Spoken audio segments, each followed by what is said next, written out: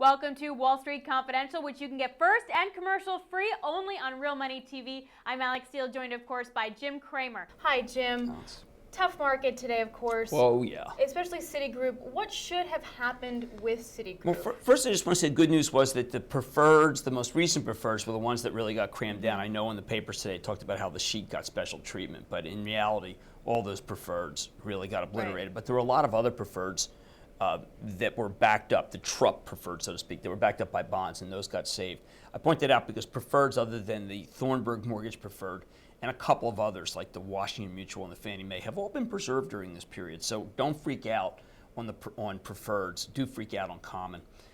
Citigroup, we get conflicting reports, and I'm trying to do some reporting on this to figure out what happened, but the press states that Citigroup came hat in hand to Washington.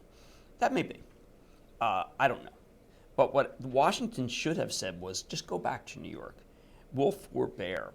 Whatever money you need, we'll give you a note. In return, you give us a note saying that you'll pay us back.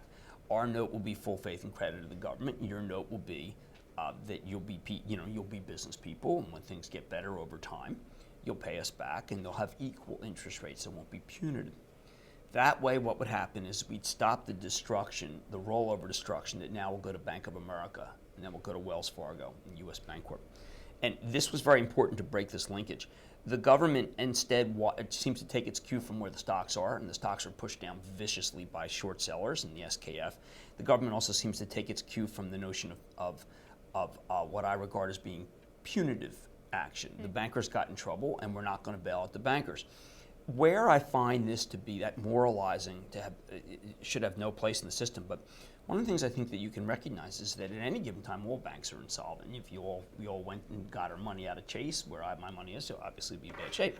But I feel strongly that the way to solve this problem was to forbear.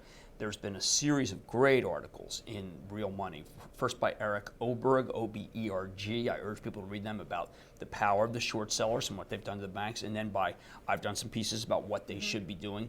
A friend of mine, Bowers Espy, E-S-P-Y, he and some other friends from the old Federal Home Loan Bank Board that devised the strategies that got us out of the savings and loan mess, have proposed a really remarkable plan that has a lot of the things I just talked about. There you can go into the index to the search engine in thestreet.com and see it under ESPY. And all these things would have made it so that we could break the linkage between the stock market and the companies and somehow slow down the process. Obama's people have not done that. I believe that Tim Geithner is taking his cue from the reporters who tell him, listen, these stocks are under pressure. And that's tragic.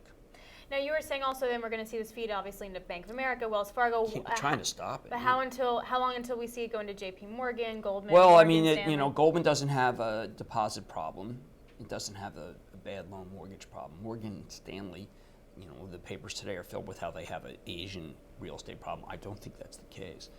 JP Morgan has to somehow be protected. I believe it can be as a better balance sheet, but right now everything's under pressure, and it's really important for the president to see that and recognize that perhaps a different plan is necessary. Great, thank you so much, Jim. And you can trade with Cramer every day with his action alerts plus portfolio. Email action@thestreet.com for a free trial now. And always read up on Jim on realmoney.com. Email money@thestreet.com for a special offer now.